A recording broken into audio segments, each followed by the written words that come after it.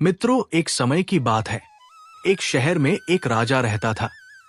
उसके महल में एक बहुत ही सुंदर बगीचा था। उस बगीचे में तरह तरह के फूलों के पौधे और अनेक प्रकार के मीठे फलों के पौधे थे। इसके अलावा उस बगीचे में सबसे आश्चर्यजनक चीज थी। एक सेब का पौधे था जिसमें सोने के सेब लगते थे। उस राजा ने उस पौधे की देखभाल के लिए खास इंतजाम कर रखा था। जब इसके फल पकते थे तो चौकीदार रात दिन उस पौधे का पहरा दिया करते थे ताकि कोई सोने का सेब चुरा ना सके। लेकिन एक दिन की बात है, जब बगीचे के मालिक ने सोने के सेबों को गिना तो उसमें एक सेब गायब था। मालिक के कुछ भी समझ नहीं आया। उसने सोचा कि आखिर ऐसा कौन कर सकता है। मालिक तुरंत भागता हुआ राजा के पास पहुंचा और राजा जी से कहा कि राजा जी, पौधे पर एक सेब कम है, पता नहीं किसने चुरा लिया है। राजा ने ये बात सुनी तो उसे बड़ा आश्चर्य हुआ कि बगीचे में उस पौधे की देखभाल का इंतजाम करने के बाद भी उस पौधे से फल कैसे चोरी हो गया। और राजा को चिंता होने लगी। राजा ने ऐलान किया कि जिस आदमी ने उस पौधे का सेब चुराया है, उस आदमी को जो भी पकड़ कर लाएगा उसे इनाम दिया जाएगा। राजा के 3 बेटे थे। सबसे बड़ा राजकुमार राजा से कहने लगा, पिताजी, रात को मैं बगीचे में पहरा दूंगा और चोर को पकड़ने की कोशिश करूंगा। फिर राजा ने अपने बड़े बेटे यानी बड़े राजकुमार को बगीचे में पहरा देने का आदेश दिया और चोर को पकड़ने की इजाजत दे दी। वो बड़ा राजकुमार रात में पहरा देने लगा, लेकिन 2 घंटे बाद ही बड़े राजकुमार को नींद आ गई और वो सो गया। जब उस राजकुमार ने सुबह उठकर उसने सेबों को गिना तो वो देखकर चकित रह गया कि रात भर में एक सेब और गायब हो गया। फिर इसके बाद दूसरी रात को मझले राजकुमार ने पहरा देने का काम संभाला तो उसे भी नींद आ गई और तीसरे दिन भी सेब चोरी हो गया। पौधे से लगातार फल चोरी होने से वो राजा बड़ा चिंतित था और दरबारी के भी समझ में नहीं आ रहा था कि क्या किया जाए। ये सोचते हुए सब उदास बैठे थे। इतने में सबसे छोटा राजकुमार आया और उसने कहा कि आज की रात में पहरा दूंगा और चोर को पकड़ लूंगा। मित्रों, राजा सबसे छोटे राजकुमार से खुश नहीं रहता था। वह छोटे राजकुमार को हमेशा मूर्ख समझता था। और फिर जब छोटा राजकुमार राजा से कहता है कि आज रात को मैं पहरा दूंगा और चोर को पकड़ कर लाऊंगा, तो राजा उसे डांटते हुए कहता है कि तुम क्या समझते हो, क्या तुम्हें इसमें सफलता मिलेगी? जब बड़े राजकुमार इस काम में असफल हो चुके हैं, तुम अपना काम करो, तुम्हारे बस की बात नहीं है। लेकिन छोटा राजकुमार नहीं माना। उसने राजा से प्रार्थना की और बोला उसे एक मौका दिया जाए। अंत में राजा राजी हो गया। फिर सबसे छोटा राजकुमार रात में पहरा देने लगा। उसने तय किया कि वो किसी भी हालत में नहीं सोएगा और चोर को जरूर पकड़ेगा। वही जब आधी रात हुई और रात के 12 बजे का समय हुआ तो राजकुमार ने देखा कि एक सुंदर सोने की चिड़िया कहीं से उड़ती हुई आई और सेब के पौधे पर बैठ गई। फिर उसने देखते देखते सोने का एक सेब तोड़कर अपनी चोंच में पकड़ लिया। छोटा राजकुमार जाग रहा था। राजकुमार ने फौरन निशाना साधा और तीर चला दिया, लेकिन तीर चिड़िया को नहीं लगा और वो पंख फैला कर गई। राजकुमार का तीर उस चिड़िया के पंख पर लगा और एक सोने का पंख टूटकर जमीन पर आ गिरा। मित्रों, फिर दूसरे दिन सुबह राजकुमार ने राजा को सारी बात बता दी और वो सोने का पंख राजा के सामने रख दिया।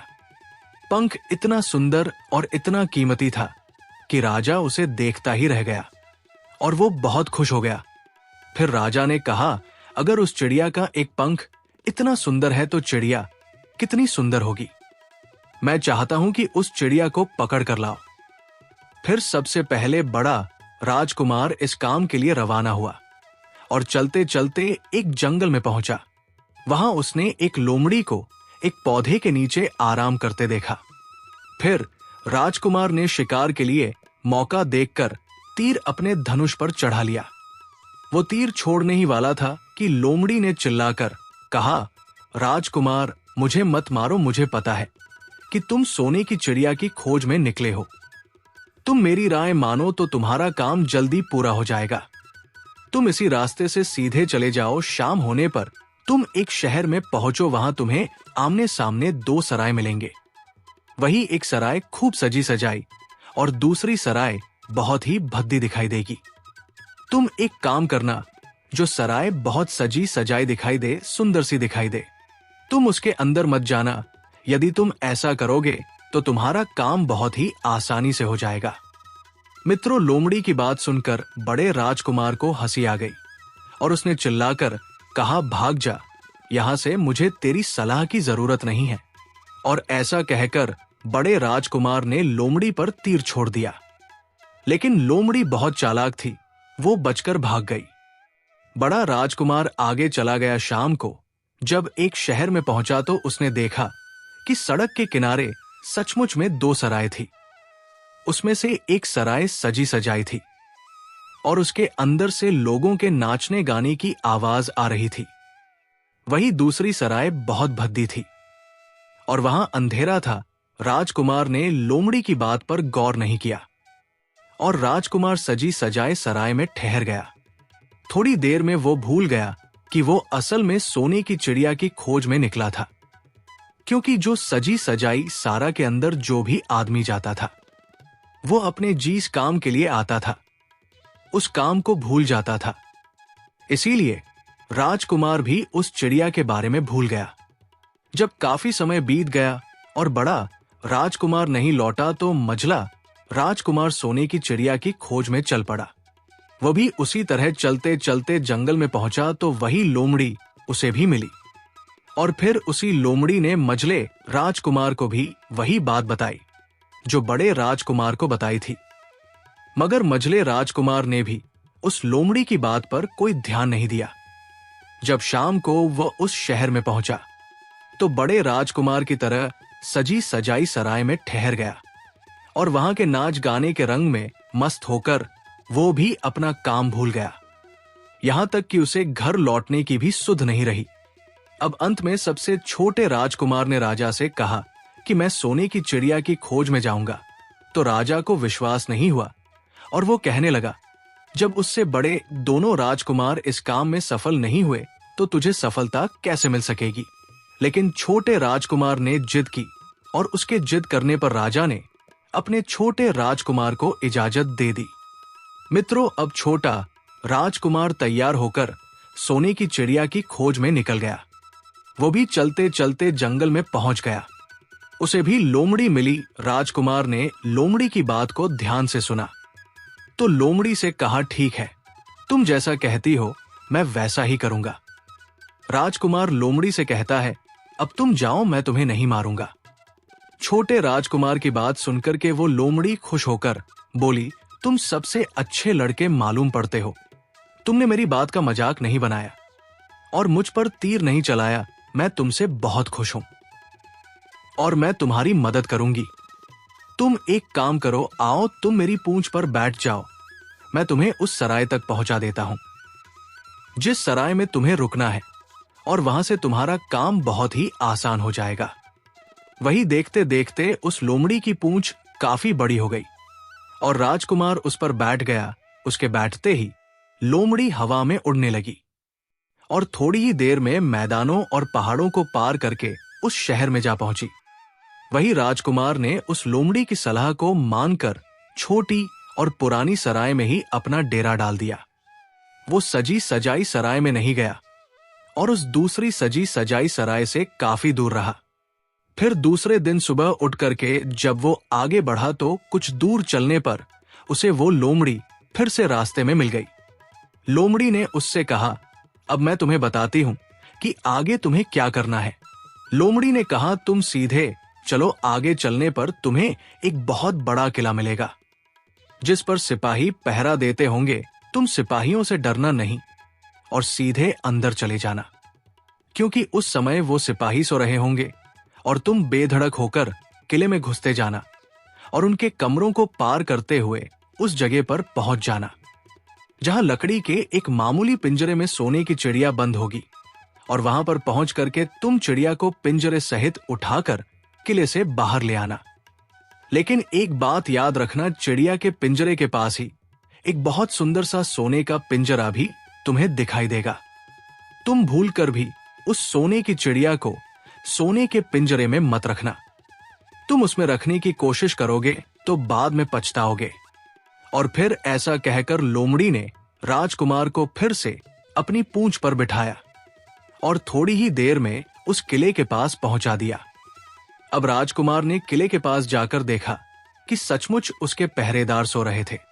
और फिर छोटा राजकुमार बिना डरे हुए सीधा महल में घुस गया और कुछ ही देर के बाद उस कमरे में जा पहुंचा जहां सोने की चिड़िया एक पिंजरे में बैठी हुई थी। उस पिंजरे के पास ही सोने के 3 सेब पड़े हुए थे। फिर तो उन तीनों सेबों को देखकर राजकुमार ने फौरन पहचान लिया कि ये तीनों सोने के सेब उसके पिता के बगीचे के ही हैं। सोने की चिड़िया इतनी सुंदर थी कि राजकुमार उस चिड़िया को देखता ही रह गया और वो उस चिड़िया को उठाकर लाने ही वाला था कि उसकी नजर पास ही पड़े एक सुंदर से पिंजरे पर पड़ गई। वो पिंजरा बहुत ही सुंदर था और उसमें तरह तरह के कीमती पत्थर जड़े हुए थे। और फिर उस सुंदर सोने के पिंजरे को देखकर छोटे राजकुमार के मन में लालच आ गया और उसने सोने की चिड़िया के लिए वही पिंजरा ठीक समझा। और राजकुमार लोमड़ी की बात को भूल गया कि उसने सोने के पिंजरे को छूने के लिए मना किया था। मगर राजकुमार लोमड़ी की बात भूलकर और उसने सोने की चिड़िया को लकड़ी के पिंजरे से निकालकर उस सोने के पिंजरे में बंद कर दिया। लेकिन नए पिंजरे में आते ही वो सोने की चिड़िया जोर जोर से शोर मचाने लगी और राजकुमार पिंजरे को उठाकर कमरे से बाहर भी नहीं निकल पाया था, क्योंकि चिड़िया के शोर मचाने पर उसकी आवाज से सिपाही कमरे में पहुंच गए और उन्होंने राजकुमार को पकड़ लिया। मित्रों, फिर राजकुमार को अपनी भूल का पता चला। उसे याद आया कि लोमड़ी ने उसे क्या कहा था। लेकिन अब क्या हो सकता था? सिपाही उस छोटे राजकुमार को पकड़कर राजा के दरबार में ले गए के पूछने पर राजकुमार ने सारी बात राजा को बता दी। फिर राजकुमार की बात को सुनकर राजा ने कहा, तुम मेरे महल में चोरी करने के लिए घुसे थे। मैं तुमको माफ नहीं कर सकता, तुम्हें फांसी की सजा दी जाएगी। लेकिन मैं तुम्हें एक मौका दे सकता हूं। अगर तुम मेरे लिए सोने का अश्व लाकर दो तो मैं तुम्हें न सिर्फ छोड़ दूंगा बल्कि सोने की चिड़िया भी तुमको दे दूंगा। राजकुमार को अपनी जान बचाने के लिए राजा की शर्त माननी पड़ी और वो सोने के अश्व की तलाश में निकल पड़ा। उस किले के बाहर जाने पर छोटे राजकुमार ने देखा कि लोमड़ी उसका इंतजार कर रही है और फिर उसने लोमड़ी को सारी बातें बताई तो लोमड़ी ने निराश होते हुए कहा कि मैं अब तुम्हारी कोई मदद नहीं करूंगी। तुमने मेरे कहने के अनुसार काम नहीं किया। मैंने जिस तरह से कहा था, अगर तुम उस तरह से काम करते तो मुसीबत में नहीं फंसते और सोने की चिड़िया भी तुम्हारे हाथ में होती। राजकुमार बोला, मुझे माफ कर दो, मुझसे गलती हो गई। मेरा काम तुम्हारी सहायता के बिना नहीं चलेगा। मुझे राजा ने सोने का अश्व लाने के लिए कहा है, वरना वो मुझे फांसी पर चढ़ा देगा। राजकुमार की बात को सुनकर लोमड़ी ने कहा, खैर मैं तुम्हें माफ करती हूं। अब तुम ऐसा करो, मेरी पूंछ पर बैठ जाओ। फिर लोमड़ी कहने लगी, चले चलो, कुछ दूर जाने पर तुम्हें एक दूसरा किला मिलेगा। इस किले में तुम्हें सोने का अश्व बंधा हुआ मिलेगा। महल के नौकर चाकर सब सो रहे होंगे, तुम चुपचाप जाना और अश्व को खोल लेना। लेकिन एक बात याद रखना, वहां अश्व के पास में ही अश्व पर कसने के लिए 2 रस्सी रखी होगी। उनमें से एक तो बहुत पुरानी चमड़े की रस्सी होगी और दूसरी सोने की रस्सी होगी। तुम सोने की रस्सी को छूना भी मत और उस अश्व पर पुरानी चमड़े की रस्सी को कसकर सवार हो जाना और उसे दौड़ते हुए किले से बाहर चले आना। वही लोमड़ी की बात सुनकर छोटे राजकुमार ने वादा किया कि वो ठीक वैसा ही करेगा और फिर लोमड़ी ने उस छोटे राजकुमार को अपनी पूंछ पर बैठाया और कुछ ही देर में उस किले के पास पहुंचा दिया। वही किले के पास पहुंचते ही लोमड़ी ने राजकुमार को उतारा और फिर वहां से चली गई। राजकुमार सीधा फटाक से किले में घुस गया अंदर जाकर उसने देखा कि वहां के सभी नौकर चाकर सोए हुए थे। और फिर थोड़ी ही देर में वो किले में गया। राजकुमार ने पास जाकर देखा तो वो अश्व सचमुच सोने का था। ऐसा सुंदर अश्व उसने सपने में भी नहीं देखा था। राजकुमार ने आगे आकर उस सोने के अश्व को खोल लिया। जब वो बाहर निकलने लगा तो उसकी नजर एक कोने में पड़ी सोने की रस्सी पर पड़ी। वो बहुत ही सुंदर थी। उसमें हीरे मोती जड़े हुए थे। उसके पास ही एक फटी पुरानी चमड़े की रस्सी पड़ी हुई थी। वो राजकुमार सोचने लगा कि इतने सुंदर अश्व पर यह पुराने चमड़े रस्सी राजकुमार को शोभा नहीं देगा। और फिर ऐसा सोच करके वो राजकुमार सोने की रस्सी को उठा लेता है और अश्व को बांधना शुरू कर देता है। फिर जैसे ही अश्व की पीठ पर वो सोने की रस्सी को कसता है, वैसे ही अश्व जोर जोर से हिनहिनाना लगा और किले के नौकर चाकर जाग जाते हैं। वही थोड़ी ही देर में राजकुमार को पकड़ लिया जाता है। राजकुमार को सिपाहियों ने हाथ बांधकर अपने राजा के सामने पेश किया। राजकुमार की सारी बातें राजा ने सुनकर कहा, तुमने मेरे अश्व को चुराने की कोशिश की है, इसलिए तुम्हें फांसी की सजा दी जाएगी। लेकिन अगर तुम मेरा एक काम कर दो तो मैं तुम्हें छोड़ सकता हूं।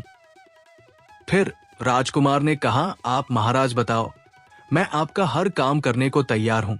तो राजा ने कहा, यहां से कुछ ही दूरी पर एक महल है, उसमें बहुत सुंदर राजकुमारी रहती है। अगर तुम अपनी जान बचाना चाहते हो तो उस राजकुमारी को मेरे पास लेकर आओ। यदि तुम ऐसा कर दोगे तो मैं तुम्हें इनाम में ये सोने का अश्व दे दूंगा। बेचारा राजकुमार वो फिर से एक नई मुसीबत में फंस गया। उसे मजबूर होकर राजा की शर्त माननी पड़ी। अब वो सोने के महल की खोज में निकल पड़ा। कुछ दूर चलने पर उसे वो लोमड़ी फिर मिल गई। पता नहीं उस लोमड़ी को सारी बातें कैसे मालूम हो गई थी और वो कहने लगी, देखा, तुमने इस बार भी मेरी बात नहीं मानी, मेरी बात मान जाते तो इस नई मुसीबत में नहीं फंसते। खैर, मुझे तुम पर दया आ रही है, मैं तुम्हारी मदद फिर करूंगी। चलो तुमको सोने के महल के पास पहुंचा देती हूं।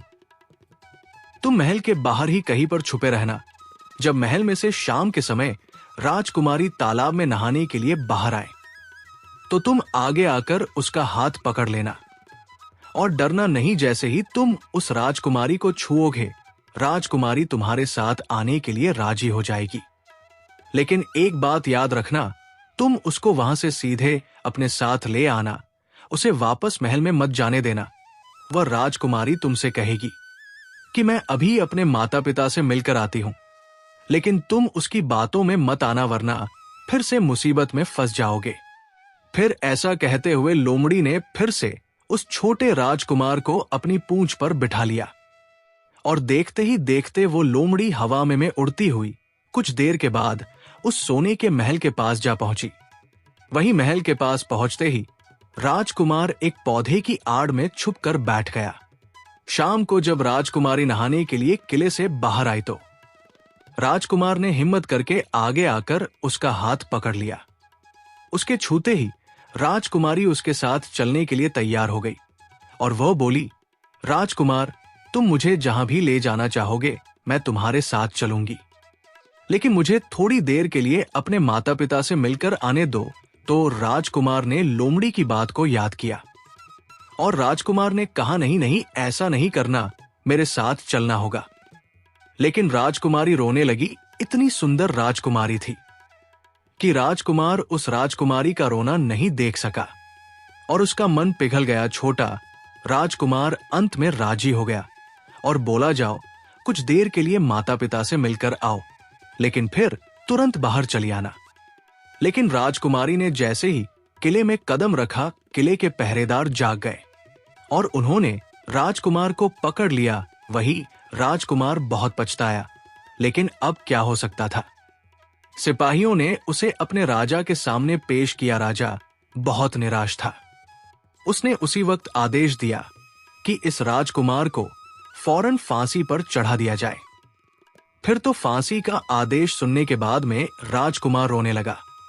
इस पर राजा ने थोड़ी देर सोच विचार किया और कहा, मैं अपना आदेश वापस नहीं ले सकता, लेकिन अगर तुम मेरा एक काम कर दो तो तुम्हारी जान बच सकती है। फिर राजकुमार ने कहा, ठीक है, आप जो भी कहेंगे मैं आपका काम करूंगा। तो राजा ने कहा, हमारे किले के ठीक सामने एक बहुत बड़ा पहाड़ है। इसके कारण हमारे किले की सुंदरता नष्ट होती है।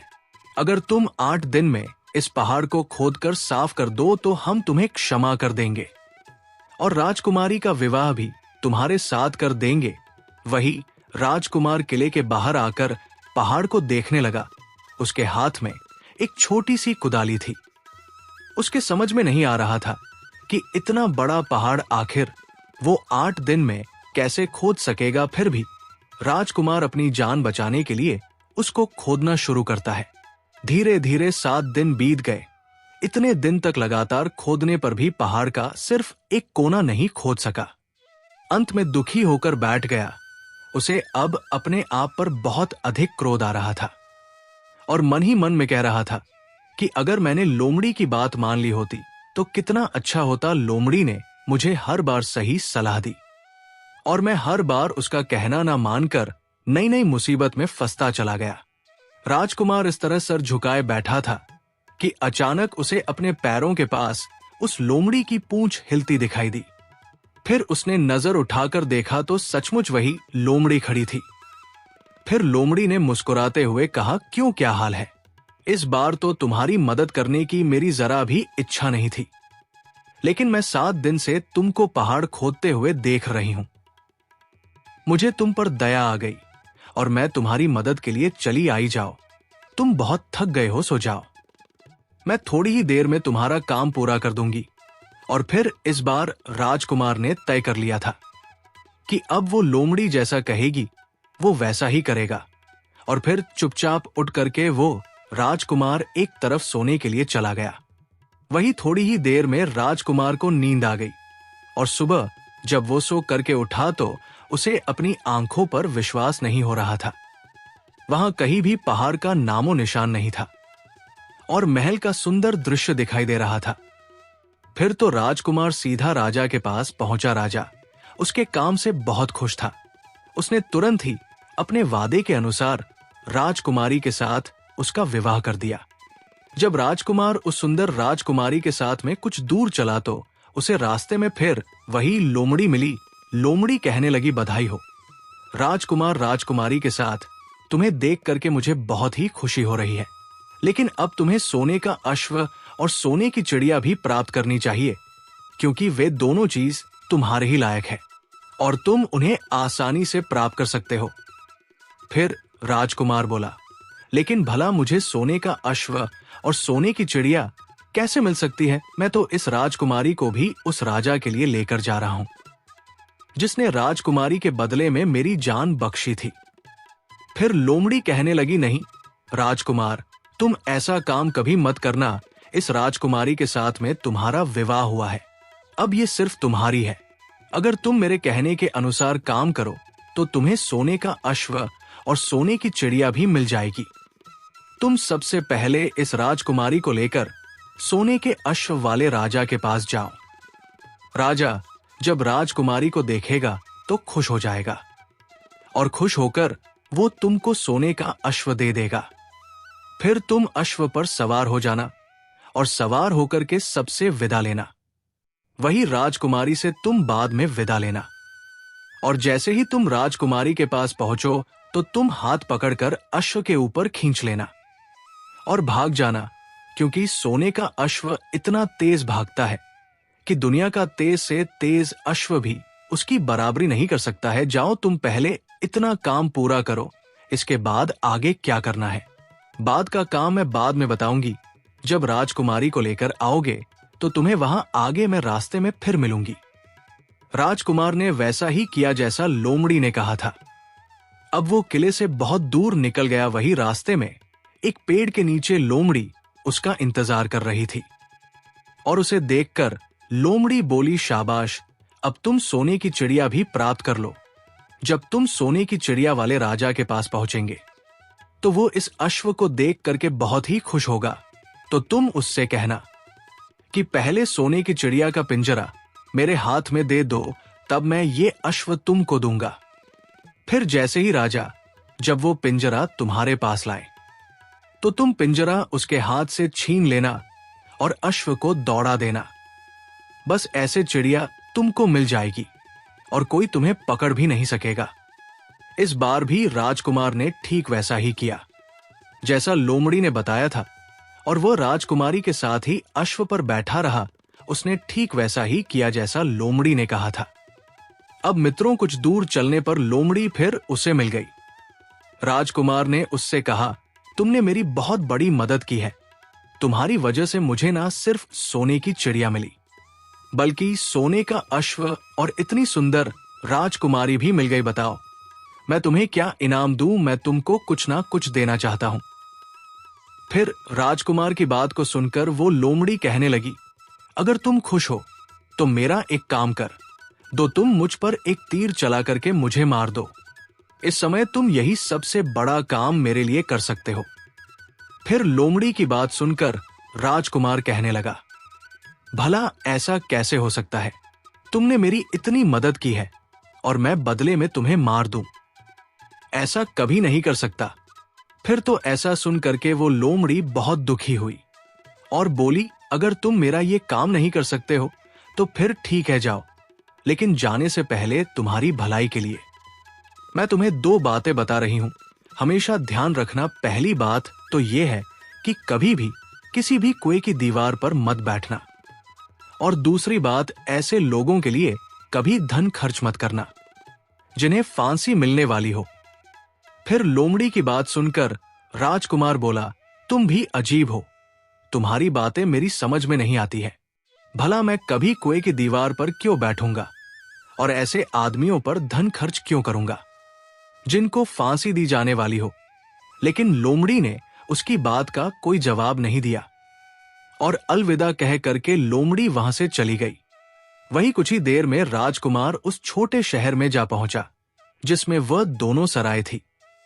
शहर के लोग और खास तौर से बच्चे उसको देखने के लिए बाहर निकल कर आए। सोने के अश्व पर इतनी सुंदर राजकुमार के साथ बैठी एक राजकुमारी को देख करके सभी सराय वाले चकित थे। इतने में ही राजकुमार ने देखा कि शहर के बगीचे में एक जगह बहुत से लोग जमा है और कुछ शोर हो रहा है। फिर राजकुमार के पूछने पर लोगों ने बताया कि वहां पर 2 आदमियों को फांसी देने की तैयारी हो रही है। फिर तो राजकुमार उन आदमियों से मिलने के लिए उधर को चल पड़ा और वहां पहुंचने पर उसने देखा कि वह 2 आदमी जिनको फांसी दी जाने वाली थी वो कोई और नहीं बल्कि उसके सगे बड़े भाई थे, जो सजी सजाई सराय में पहुंच गए और अपनी सुध बुद्ध खो बैठे थे। वही तरह तरह के बुरे काम करते थे और जुआ खेलते थे और जुए में बहुत सारा धन हार चुके थे। उन्होंने लोगों से बहुत सारा रुपया उधार ले लिया था। भाई आखिरकार भाई होता है। छोटा राजकुमार ऐसा कैसे होने देता? उसने अपने भाइयों को बचाने के लिए वहां के लोगों से कहा, मुझसे रुपया ले लो और तुम इन लोगों को छोड़ दो। और फिर उसके बहुत विनती करने पर वहां के लोग राजी हो गए और उन्होंने उन दोनों आदमियों को रिहा कर दिया। वही राजकुमार अपने भाइयों को लेकर अपने महल की तरफ चल दिया। आगे कुछ दूर चलने पर जंगल में एक कुआं दिखाई दिया। फिर राजकुमार कुछ सोचकर राजकुमारी से कहता है, हम कुछ देर के लिए इस कुएं के पास आराम करते हैं और यहाँ पर ठंडा पानी पीने के बाद हम यहाँ से आगे के लिए प्रस्थान करेंगे। राजकुमार की बात सुनकर राजकुमारी मान गई। इधर राजकुमार लोमड़ी की दोनों बातों को भूल चुका था, जो कि लोमड़ी ने विदा के समय कहा था कि कभी भी अश्व से उतरकर कुएं की दीवार पर मत बैठना और कभी भी ऐसे आदमियों की मदद मत करना जिनको फांसी लगने वाली हो। वही जैसे ही छोटा राजकुमार राजकुमारी के साथ में उस कुएं के किनारे पर बैठा, तब तक उसके दोनों बड़े भाई आ गए। जलने लगे। इसको तो सुंदर राजकुमारी मिल गई और इतना सारा धन भी मिल गया और पिताजी भी इसकी बुद्धिमानी की प्रशंसा करेंगे। इसकी घर में इज्जत बढ़ जाएगी। कल तक पिताजी इसे मूर्ख समझते थे, आज यही बुद्धिमान माना जाएगा। इसलिए दोनों भाइयों ने सलाह करके और मौका देखकर अपने छोटे भाई छोटे राजकुमार को कुएं में धकेल दिया और उसके बाद सोने के अश्व पर राजकुमारी को बिठाकर सोने की चिड़िया का पिंजरा उठाकर वहां से चलते बने। और फिर इस प्रकार धन और राजकुमारी के लालच में बड़े दोनों भाइयों ने छोटे भाई को मौत के मुंह में धकेल दिया। फिर कुछ ही देर में दोनों बड़े राजकुमार अपने राज्य में लौट आए। घर लौटकर राजा से कहा, हम सोने की चिड़िया पकड़ कर लाए हैं। इसी चिड़िया ने हमारे बगीचे से सोने के सेब चुराए थे। हम ये सोने का अश्व और ये राजकुमारी लाए हैं। ये सब देखकर राजा बहुत खुश हुआ। सारे राज्य में वहां के लोग खुशियां मनाने लगे, वहीं राजकुमारी खुश नहीं थी। वो रो रही थी, उसने खाना पीना भी छोड़ दिया। वही अश्व ने भी खाना बंद कर दिया और चिड़िया ने भी दाना पानी बंद कर दिया। राजा ने बहुत कोशिश की, लेकिन ना तो राजकुमारी खुश हुई और ना ही सोने का अश्व और ना ही सोने की चिड़िया ने दाना खाना शुरू किया। उधर वो छोटा राजकुमार कुएं में गिर गया था, लेकिन वो मरा नहीं था। कुआं बहुत गहरा था, लेकिन उसमें पानी बहुत कम था और उसे लोमड़ी की बात याद आई तो वो पछताने लगा और सोचने लगा, अगर मैंने लोमड़ी का कहां मान लिया होता और शायद अश्व से उतरकर इस कुएं के पास दीवार पर नहीं बैठता और मैंने अपने दोनों लालची भाइयों की मदद ना की होती, तो शायद आज मैं इस कुएं में ना पड़ा होता। उस राजकुमार ने जैसे ही लोमड़ी को वापस याद किया, लोमड़ी कुएं पर आ पहुंची और बोली, देखा राजकुमार, मैंने पहले ही तुम्हें समझाया था कि किसी कुएं की दीवार पर मत बैठना और ऐसे आदमियों की मदद मत करना जिन्हें फांसी दी जाने वाली हो, लेकिन तुम नहीं माने। खैर चलो, अब आखिरी बार मैं फिर तुम्हारी मदद कर देती हूं। तुम मेरी पूंछ पकड़ करके कुएं से बाहर निकल आओ। और ऐसा करके लोमड़ी ने अपनी पूंछ कुएं में लटका दी। देखते ही देखते पूंछ इतनी लंबी हो गई कि राजकुमार के पास तक जा पहुंची। वही राजकुमार पूंछ को पकड़ के कुएं से बाहर निकल आया और फिर लोमड़ी ने उससे कहा, अब तुम अपने घर जाओ, लेकिन जरा होशियार रहना। तुम्हारे भाई तुम्हारी जान के दुश्मन हैं। वो लोग निश्चित तुम्हें मार देंगे। राजकुमार घर की ओर चल पड़ा। अपने राज्य में पहुंचने पर उसे एक भिखारी मिला, तो भिखारी को उसने अपने सुंदर कपड़े दान में दे दिए और उसके फटे पुराने कपड़े पहन लिए। इस तरह भेष बदलकर वो छोटा राजकुमार अपने किले में पहुंच गया और वहां उसके पहुंचने पर एक बड़ी आश्चर्यजनक बात हुई। सोने का अश्व खुशी से नाचने लगा और दाना खाने लगा। सोने की चिड़िया भी अपने पिंजरे में खुशी से फुदकने लगी और गाना गाने लगी। राजकुमारी ने भी अपने आंसू पोंछ लिए और वो भी खुश दिखाई देने लगी। इतना होने पर भी राजा की समझ में कुछ नहीं आया। फिर उसने राजकुमारी से इस खुशी का कारण पूछा, तो राजकुमारी बोली, मैंने तो पहले ही आपको सारी कहानी बता दी थी। आपके बड़े और मझले राजकुमार ने छोटे राजकुमार के साथ धोखा किया है। इन्होंने आपके साथ भी धोखा किया है, लेकिन अब आपका छोटा राजकुमार यहां पर पहुंच चुका है, इसलिए मुझे बहुत खुशी हो रही है। उसी के साथ मेरी शादी हुई है और मैं उसी के साथ खुश रह सकती हूं। फिर राजकुमारी ने राजा से इतनी बात कहकर मैले फटे पुराने कपड़े पहने एक आदमी की तरफ इशारा किया और बोली, महाराज वो देखो, आपका छोटा राजकुमार खड़ा है। राजा ने भी अपने छोटे राजकुमार को पहचान लिया और उस राजा ने अपने छोटे बेटे के बारे में विचार बदल दिए। वो सोचने लगे, मेरा छोटा बेटा मूर्ख नहीं बल्कि सबसे होनहार और बुद्धिमान है। अब तो वो उसको बहुत ही समझदार और बहादुर मानने लगा और अपने सबसे छोटे बेटे को सबसे अधिक प्यार करने लगा। और फिर राजा ने छोटे राजकुमार को राजगद्दी पर बिठाने का निश्चय किया। वही राजा ने कहा कि भाई को कभी भी भाई की पत्नी को हड़पना और धोखा देना नहीं चाहिए और ना ही भाई का कभी हिस्सा हड़पना चाहिए, ना ही लालच में आकर के भाई को मौत के घाट उतारना चाहिए। जो भी भाई अपने भाई के साथ में ऐसा करता है उसे दंडित अवश्य किया जाना चाहिए। राजा कहता है कि बड़े और मझले राजकुमार ने अपने छोटे भाई को ही धोखा नहीं दिया बल्कि राजा को भी धोखा दिया है। इससे राजा अपने बड़े राजकुमारों से बहुत नाराज था और फिर उसने दोनों बड़े राजकुमारों को सजा देने का ऐलान किया और अपने राज्य से हमेशा के लिए निकलवा दिया।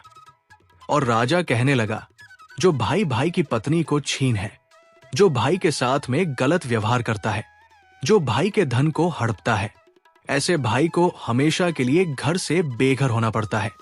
यही विधि का विधान है, क्योंकि कर्म के फल से तो कोई भी नहीं बच पाता है। जो जैसा करता है उसे वैसा ही फल मिलता है। इसीलिए कभी भी भाई क्या किसी अनजान के साथ में भी धोखा नहीं करना चाहिए।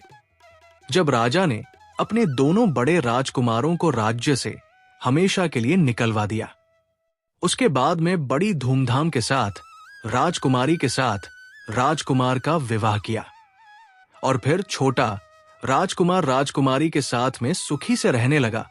वो छोटा राजकुमार उस लोमड़ी को नहीं भूला था जिसने उसकी सहायता की थी, और एक दिन समय निकालकर वो जंगल में उस लोमड़ी की खोज में निकला।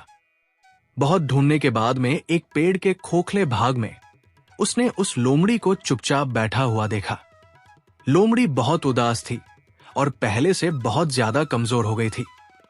राजकुमार को देखते ही लोमड़ी ने उसे पहचान लिया और कहा, आओ राजकुमार, आज इधर कैसे आना हुआ? तो राजकुमार ने कहा, मैं आज तुम्हें ही ढूंढने के लिए आया हूं। चलो मेरे बगीचे में आराम से रहना, वहां तुम्हें किसी तरह की तकलीफ नहीं होगी।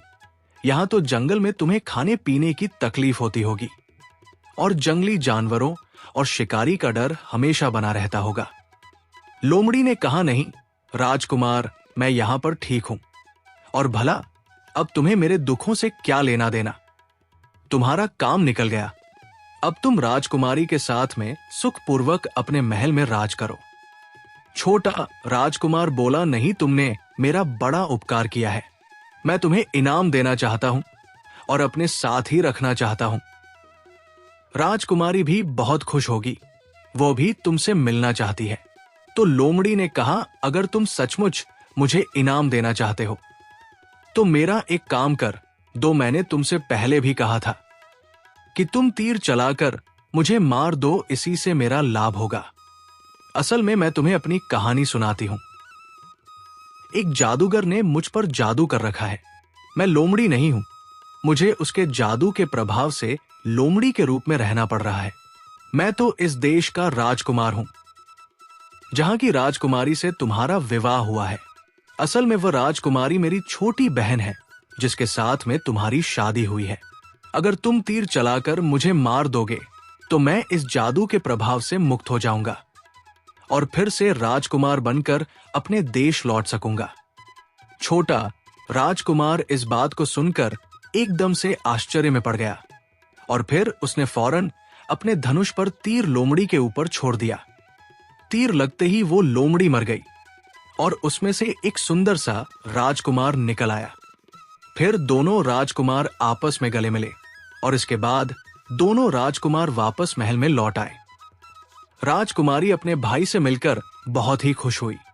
मित्रों, बेईमानी करने वाला आदमी जिससे बेईमानी करता है उसकी नजर में गिर जाता है और समाज में भी इज्जत खो देता है। कई मामलों में बेईमान लोग जेल की हवा भी खाते हैं।